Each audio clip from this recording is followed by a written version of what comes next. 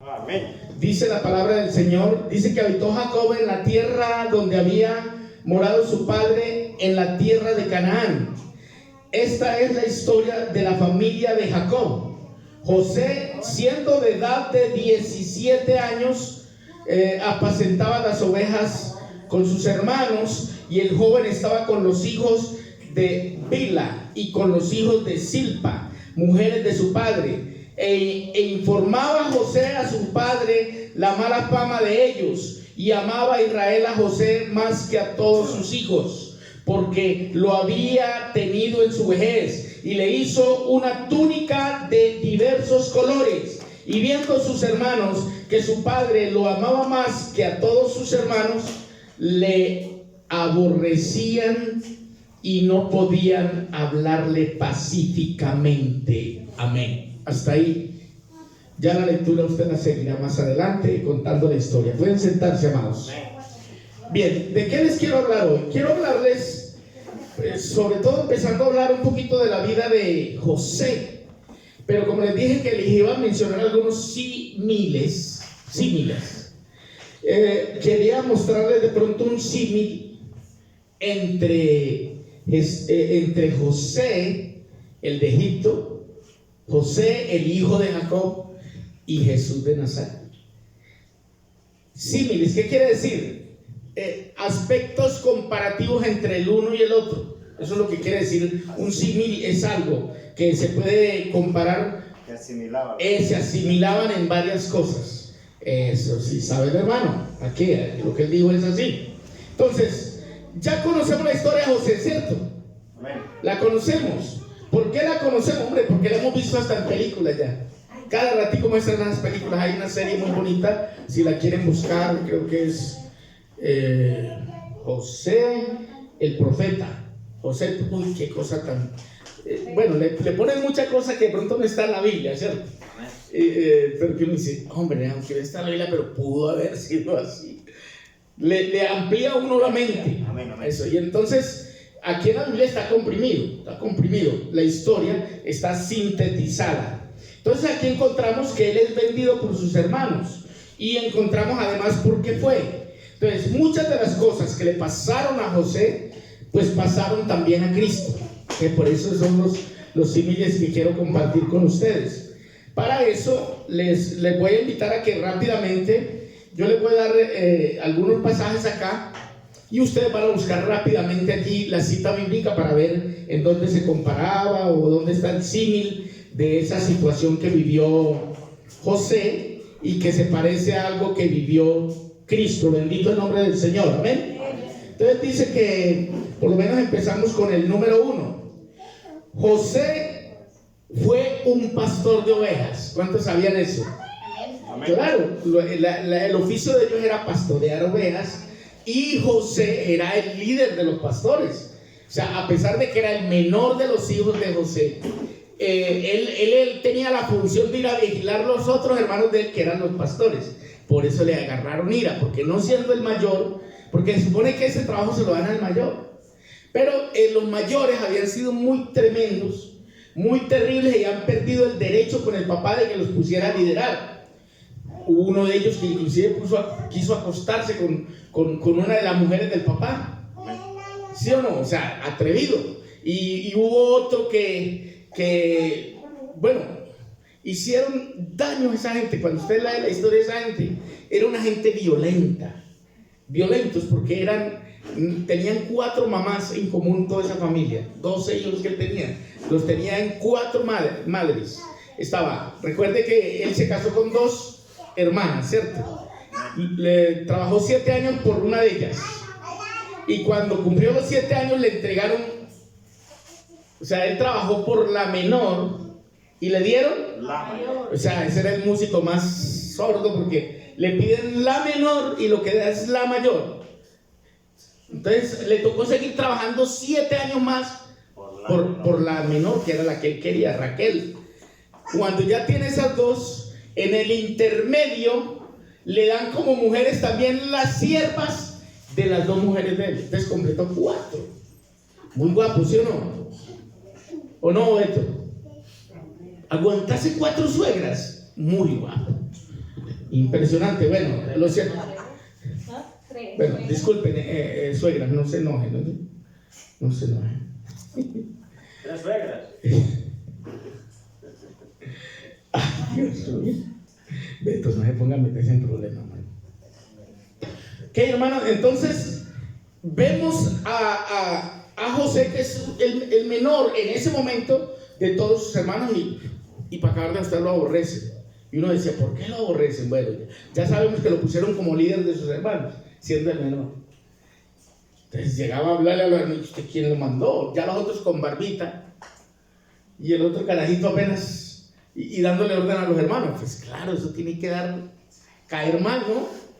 Y sin embargo, eso era lo que el papá quería. Y por si fuera poco, le regaló una túnica de colores. Entonces, claro, el hombre resaltaba entre todos, bien vestido. Y para acabar de ajustar, los hermanos le agarraron tanta bronca porque él soñaba, tenía sueños, y le contaba los sueños al papá y a la mamá y a los hermanos, y los sueños daban a entender que él un día los iba a gobernar a ellos. Más odio le tuvieron, hermano. Cuando lo veían llegar, pues venía por ahí viene el soñador, vean, ahí viene el soñador. Él soñaba, por ejemplo, le decía, papá, yo tuve un sueño. ¿Qué soñaste? Yo soñé que en los manojos de trigo que hay, habían 12 manojos de trigo, y todos se inclinaban ante el manojo mío. Ellos entendían que ellos cada uno era un manojo de trigo y que tenían que inclinarse ante él. Les daba rabia. Y un día es que soñó que habían 12 estrellas, los 12 hermanos, 11 estrellas, y los 11 hermanos. Dijo, y el sol y la luna, que era el papá y la mamá, que todos le rendían pleitesía a él. Entonces a ellos les dolía eso. Y el papá decía, ojo, cuidado con esos sueños míos. Lo cierto era que ese muchacho, Dios lo había escogido para algo importante, hermano. Amén. Dios lo había escogido para algo muy importante. Ya usted ha leído, usted ha visto la serie y ha visto en qué termina todo esto. Termina en que ellos tratan de matarlo, pero Dios lo guarda de tal modo que cuando lo tiran a la cisterna para que se muere, pues la cisterna está seca, no tiene agua. Y ahí lo dejan un tiempo hasta que pasan los ismaelitas y dicen, vendámoslo como esclavo. Esa gente compran esclavos. Y lo vendieron por unas monedas de plata. Y ese muchacho se lo llevaron esclavo a Egipto. Y allá estuvo esclavo en una casa, en la casa de Potifar. Y de allá Dios, todo lo que él hacía, Dios lo bendecía, hermano. Porque era un hombre temeroso de Dios. ¿Cómo era? Temeroso de Dios. Amaba a Dios, respetaba las cosas de Dios. Él era un hombre consagrado a Dios. Entonces Dios por eso lo guardaba. Aunque estuviera como esclavo, Dios estaba con él. Amén. Entonces cuando uno lee la historia de él, cosas tan tremendas que le pasaron. En la casa de Potifar ya era el mayordomo de todo lo que él tenía, siendo un jovencito, hermano. Y ahí, pues la mujer de Potifar se enamoró del muchacho y quería forzarlo a que acostara con ella. Y por eso nomás, con tal y que se le voló a la señora y no quiso estar con ella, aún así se fue a la cárcel a pagar cana, acusado de haberle faltado a Potifar, y allá estuvo unos años en la cárcel. Pero en la cárcel Dios también lo puso por encima, porque se volvió el ayudante del carcelero, y al final el carcelero podía pasear por ahí tranquilo porque José estaba en la cárcel dirigiendo todo. Amén. Amén. Y allí le revelaba a Dios sueños y él los interpretaba, y de allá salió de la cárcel para interpretarle el sueño más aterrador que tuvo Faraón. Amén. Un sueño donde él veía 7 vacas que salían del mar, eran gordas, y luego salían 7 flacas, pues vacas, ¿no? Salían y se comían las vacas gordas, hermano. Entonces el hombre estaba aterrado. Qué sueño tan raro. 7 espigas robustas de trigo y 7 espigas que no tenían, eran bastas, pero las espigas que estaban bastas se devoraban a las otras. ¿Y eso qué es ese sueño? Y llamó a todos los astrólogos, llamó a todos los adivinos del reino. Yo necesito que me digan qué significado tiene, y ninguno pudo saberlo, hasta que el copero se acordó. que cuando estaba en la cárcel, un muchacho le había interpretado un sueño. Amén. Y dijo, ¿por qué no me había acordado? Yo le dije que le iba a ayudar. Y yo, Faraón, yo sé de una persona que sí le puede dar el resultado de su sueño. ¿Y quién es? Yo lo conocí, es un esclavo que está en la cárcel. Pues tráiganlo, yo quiero ver, a ver si sabe. Y preciso vino y el Señor le reveló a él qué era lo que significaba. Y usted ya sabe lo que pasó. Al revelar eso, el faraón se quedó tan sorprendido que nada más y nada menos lo puso como gobernador de todo Egipto. Amén. Y llegó a ser el segundo al mando en todo Egipto. ¿Quién? Nuestro hermano José. Amén. Y se le cumplió ese sueño donde él veía las espigas que se inclinaban ante el manojo de él, o los manojos que se inclinaban ante el de él, y las estrellas que se inclinaban ante él. Vio ese sueño cumplido cuando los hermanos fueron allá y todos se inclinaban ante él porque no sabían quién era el gobernador, pero no sabían quién era el hermano de ellos. Amén, amén. Ellos lo hacían por muerto hacía años. Y entonces, ¿él qué hizo? En vez de vengarse de ellos, les perdonó y les dijo, tranquilos hermanos, yo entiendo que Dios no me trajo aquí por culpa de ustedes. Eso fue un plan de Dios para que yo fuera hoy día el que sustentara a Egipto y a todo el mundo que hoy está en hambre. Él se dio cuenta que Dios lo había preparado para ser el salvador de todo Egipto y parte del mundo. Bendito el nombre del Señor. Entonces ahora, ya contándoles un poquito la historia, quiero de pronto que miremos algunos símiles. El símil o los símiles que hacen que sea similar a la vida de Jesús. ¿En qué se parecían? ¿En qué? Posiblemente. Dice, por ejemplo, que les dije al comienzo que José fue pastor de ovejas, ¿sí o no? Amén. Y Jesús es el buen pastor. Y el buen pastor, su vida da. Entonces ahí se parecían. El uno era pastor de ovejas y el otro es el buen pastor. Amén.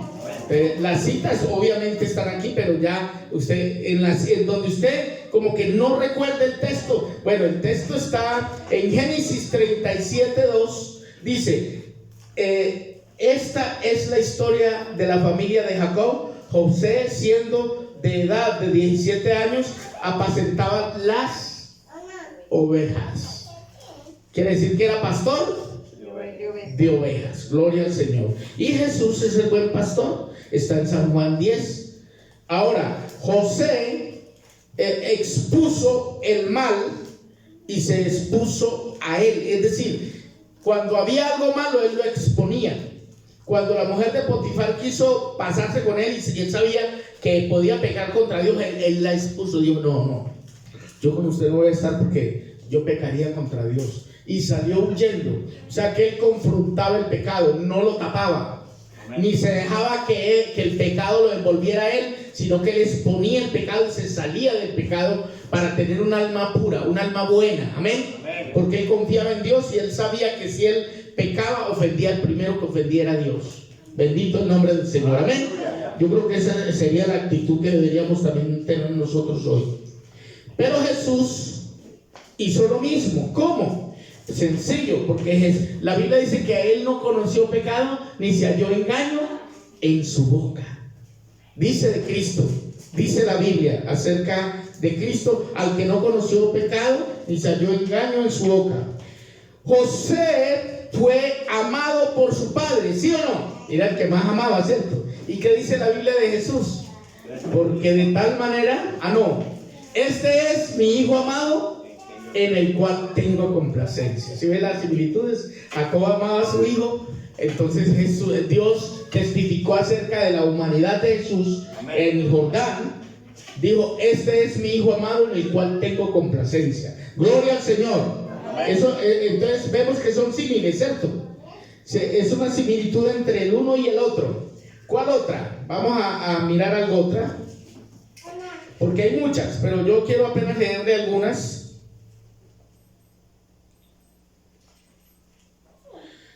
José fue odiado por sus hermanos, ya lo miramos, ¿cierto?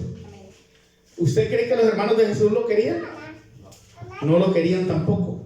¿Por qué? Porque para ellos ese había sido el adoptado de la familia. Usted era adoptado, usted no es hijo biológico de mamá, usted es adoptado. Nosotros somos los hijos verdaderos. Y vemos una rivalidad entre los hermanos de Jesús y Jesús. ¿En qué sentido? Ellos querían apartarlo del ministerio. Recuerde cuando él estaba hablándole a la gente, dijeron: mira, tu mamá y tus hermanos están afuera y te quieren hablar. Querían alejarlo. Y él les dijo: ¿quién es mi madre? ¿Quiénes son mis hermanos? He aquí mi madre y mis hermanos, los que hacen la voluntad de mi Padre que está en el cielo. Y a ellos les digo: ustedes allá. Y dice la Biblia que su familia misma no creía en él. Eso suele pasar mucho, que la familia a veces no lo valora a uno, no cree en uno. Por lo menos a mí me ha pasado. Yo tengo unas hermanas muy bellas que quiero mucho, pero a veces no creen en mí mucho. Tal vez porque al comienzo fui muy mentirosito. Pero tienen que entender que yo ya cambié. Amén. Y no, créame, a la familia de uno a veces como que no es capaz de creer en uno. Dudan de uno. Y como que uno, vamos a ver si es cierto. Yo no creo que de eso tan bueno no dan tanto, dicen cuando lo ven a uno. Y ellos creen siempre, le apuestan al fracaso de uno. Usted compra unas gallinas y las pone, esas se le van a morir todas. Lo mismo familia de uno. Ay, Dios mío. No, ese no sale con nada, yo lo conozco desde chiquito. Se orinaba en la cama y todo. Así son las familias de uno, ¿no? Ellos no creen en uno. Bueno, Jesús no fue la excepción. Y José tampoco, ¿cierto? Los hermanos no confiaban en él, no lo querían, de hecho. ¿Cuál otro? Muchos símiles. Podríamos ver así, abuelo de pájaro, sin necesidad de pronto exponer tanto, ni ir tan profundo en ese sentido. Cosas que vivió José y que también vivió Cristo. ¿Sí? Usted me dirá: pero Cristo estuvo en la cárcel, José estuvo en la cárcel. ¿Y usted qué cree que era para Jesús cuando lo agarraron preso y lo dejaron toda la noche metido allá en la noche, que a ese no solamente, sino que le daban de trompadas y madera? ¿No lo llevaron también amarrado? ¿No lo agarraron en Getsemaní y se lo llevaron para allá? ¿Sí? Y José fue vendido por unas piezas de plata, ¿cierto? Como esclavo. Pues Jesús fue vendido por 30 piezas de plata, que ese era el precio que daban por un esclavo también. Esa fue la plata que dio Judas por Cristo, para entregarlo. Amén. Amén. José fue traicionado por sus hermanos. Bueno, Cristo también fue traicionado por sus hermanos, porque el mismo Santiago, que era el mayor, y otros hermanos de él, le dijeron a los sumos sacerdotes por donde él mantenía con sus discípulos, para que fueran y lo buscaran. ¿Sí? Porque no lo querían, o sea, no creían en él. Entonces, todas esas similitudes, y yo lo voy a invitar para que usted la estudie en su casa, que un día se ponga a estudiar y comience a mirar esas similitudes entre José y Cristo, para no entregarle todo desmenuzado aquí, y que usted también saboree un poquito la palabra. Gloria al Señor, amén. Porque así como José fue un redentor para Egipto y los países aledaños que también estaban en hambre, también Cristo fue un redentor. ¿Qué proveyó José para Egipto? Pan. ¿Por qué? Porque sembró mucho trigo. Y Cristo, con él es el pan que descendió del cielo. Amén. Él dijo: el que come mi cuerpo y bebe mi sangre tiene vida eterna. Y los egipcios pudieron vivir a pesar de esos 7 años que se les prometió de sequía, donde iba a morir todo Egipto, se secó el río Nilo y todo, pero fueron sostenidos por el alimento que proveyó Dios a través de José. Amén. Eso fue lo que Dios hizo también. Proveyó un pan de vida para todos nosotros. Cristo es ese pan de vida. Amén. Entonces, en cada uno de ellos se cumple algo de lo que tenía que ver Cristo. Entonces, como José fue un redentor para Egipto, Cristo es el redentor nuestro hoy. Gloria al Señor. José logró que allá se le perdonara la vida a mucha gente, porque él no quiso que los mataran. Y decía: no, perdónenles la vida. Cuando usted vea la serie se va a dar cuenta, eso no lo dice, inclusive la Biblia no alcanza a decirlo, pero él se volvió un predicador en la cárcel. Y por eso es que hay una serie donde dicen José el profeta, porque era el heredero prácticamente de la descendencia de su papá. Su papá fue un profeta, Jacob. Pues el que tenía esa misión de seguir como profeta era José. Amén. Tan así que los huesos de José no fueron triturados, como los de Cristo tampoco fueron triturados en la cruz del Calvario. ¿Por qué los huesos de José no fueron triturados? Recuerde que él dejó una ordenanza, dijo: cuando yo muera, ustedes me van lo momifican, así como se momificaban los egipcios, y lo metieron en un cajón, y cuando huyó el pueblo de allá, ahí llevaban el ataúd de José, porque él quería llegar también a la tierra prometida si fuera en un cajón. Amén. Dele gloria a Dios. Entonces vemos en José un hombre que era muy similar a las cosas que le tocó vivir a Cristo. Y Cristo de alguna manera se identifica con José en muchas cosas que también le tocó vivir a Cristo por nosotros. Gloria al Señor. Amén. José amaba a la gente. Jesús ama al mundo. Amén. Porque de tal manera amó Dios al mundo. Jesús amaba a los pecadores, ¿cierto? Amén. José amaba a toda la gente de Egipto, a pesar de que no eran de su familia, pero los amó también. Y todo lo que hizo de hacer que Egipto fuera la nación más poderosa en ese momento, cuando él fue gobernador, era porque amaba a esa nación. Y el faraón depositó en él toda la autoridad, porque vio que ese hombre amaba a toda esa raza de egipcios, que para él llegaron a ser su familia. Amén. ¿Y qué hizo Cristo con nosotros? Hizo de nosotros su familia. Amén. Renunció a su trono de gloria, se vino a la tierra y levantó una familia en Cristo. Amén. La Biblia dice que de una sola sangre Él hizo el linaje de todos los hombres. Aleluya. Somos la familia de Cristo. Amén. Entonces, muchas similitudes, pero son muchas. No alcanzo a decirles, se las doy todas, pero sería interesante que usted estudie este tema y vea la comparación entre José y Cristo. ¿Y por qué no recomendarle? Si puede ver una buena serie con su familia allá, que usted la puede descargar y verla con su familia, con sus hijos, con sus nietos. Porque, hermano, son series muy bonitas bíblicas, amén. Donde usted va a ver historias que están aquí escritas en la Biblia. Y como a los niños casi no les gusta leer, pero si ven la serie se les va a quedar la palabra de Dios allí. Y usted le va a poder contar: vea, papi, eso está en la Biblia, eso que usted está viendo allá.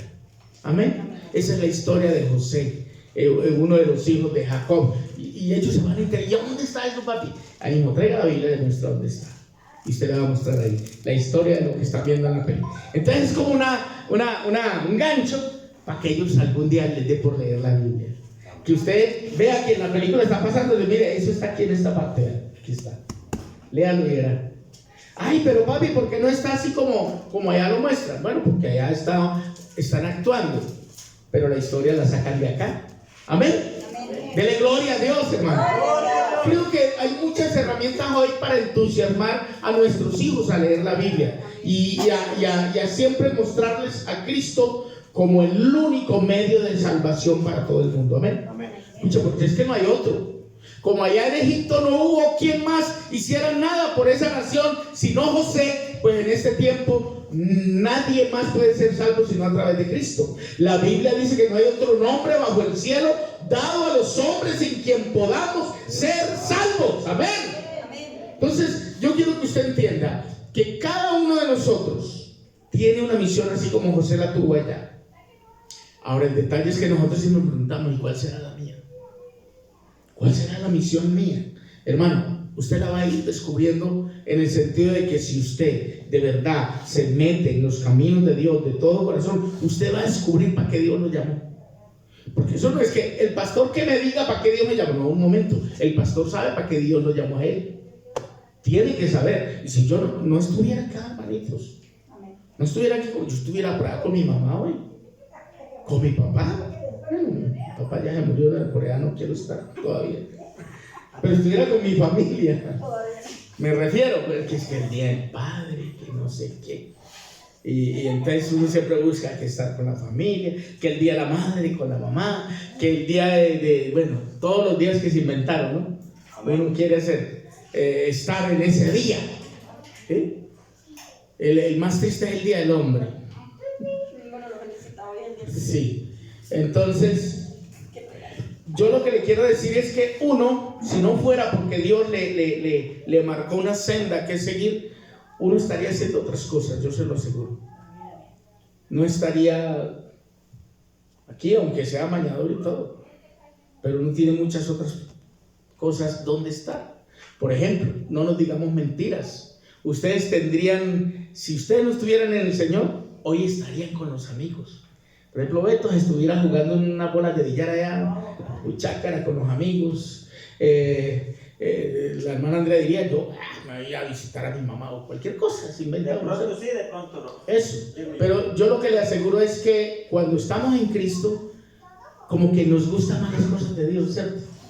Y es porque tenemos a Cristo viviendo por dentro de nuestra vida y nos interesa lo que tenga que ver con Él. Amén. Y nos interesa a alimentar esa semilla de fe que ha sido depositada en nuestro corazón. Amén. Amén. Nos interesa llenarnos un poquito más de Él, porque créame, a veces sentimos el vacío de Él. A veces sentimos que nos hace falta un poquito más. ¿Usted no ha sentido eso? Yo lo he sentido. He sentido deseos. Mire, yo voy a ir a arrodillarme a hablar con papá Dios un rato. Y no me molesten. Le he dicho a mi esposa, amor, voy a encerrarme un poquito con Dios un tiempo. Déjame ahí. No vayas ahora a preguntarme que qué hacemos para el desayuno, qué hacemos para el almuerzo. Déjame quieto allá un rato. Y voy y me meto en un rincón con Dios, hablar con Él. Porque hay una necesidad en nosotros de llenarnos de Él. ¿Y sabe por qué hay esa necesidad? Porque algo de Dios hay en cada uno de nosotros, hermano. Es más, si no hubiera eso, nosotros no estuviéramos acá, yo se lo aseguro. Porque antes no nos parecía religiosa esta gente. Ay, tan boba esa gente. Mira cómo cantan, levantan quisque las manos y aplauden. ¿A quién estarán aplaudiendo? Y uno sabe que uno lo está haciendo es para Dios. Amén. Usted no sabe que yo cuando recién me convertí al evangelio, a mí me daba pena cantar y levantar las manos. Me daba pena. Y en cambio hoy, yo levanto las manos con un gozo, con una alegría y estiro así las manos. Yo cuán pequeño soy, pero me trato de estirar ahí. Porque siento el anhelo de agradar a Dios. Lo hago para agradarle a Él. Y puede ser, y mire que a veces estamos orando y hacemos el rostro tan feo, orando y llorando. Y a veces me han dicho, amor, no llores así tan feo. No, ¿quién se va a mirar a ver si llora bonito? No importa, cuando uno está llorando por gozo, porque se llora por gozo, amén. Se llora por alegría y bueno, a veces por tristeza también. Pero cuando le llora uno a Dios, eso es maravilloso, hermano. No hay cosa más buena que llorarle a Dios. Y yo sé de lo que le hablo porque yo he llorado por viejas también. O sea, por mujeres. ¿Cuántos han llorado por mujeres? No les ha tocado. Ojalá que no les toque. Algún día les tocará. Es muy duro llorar por una mujer porque ellas no tienen misericordia, hermano. Cuando usted llora por ellas como que dice, lo tengo sufriendo. ¡Yuhu! Sufre, nene. En cambio es mejor llorarle a Dios, porque Dios tiene misericordia. Amén. Y Dios, cuando uno le llora a Él, uno se limpia por dentro. En cambio, cuando le llora a una mujer, se ensucia por dentro, que se llena como de rabia, como yo pues, llorando por esta mujer y ella con otro. Olvídese. Yo sé que ustedes no saben de qué les estoy hablando. En otro país, hermano. Eso pasa por allá en otro país. Pero yo les cuento que le he llorado a Dios y llorarle a Dios es maravilloso. Llorar con Dios y llorar para Dios. Porque la Biblia dice que Él enjugará toda lágrima. Enjugará toda lágrima de nosotros. Él, porque Él tiene misericordia. Amén. Entonces, cuando usted sienta deseos de llorarle a alguien, dígale, no, más bien le lloro a Dios. Amén. No le llore a la gente, llórele a Dios. Usted no ha visto que uno a veces le pide a la gente y la gente dice, no tengo. Así tengan. Sí, le ha pasado. Es mejor llorarle a Dios. Un montón de veces. Porque Él es el dueño de todo. Amén. Amén. Y Él es el que puede tocar a otro para que te dé a ti o te ayude a ti. Póngase en pie, vamos a darle gracias a Dios. Tenemos un Dios maravilloso, un Dios misericordioso, un Dios bueno, soberano.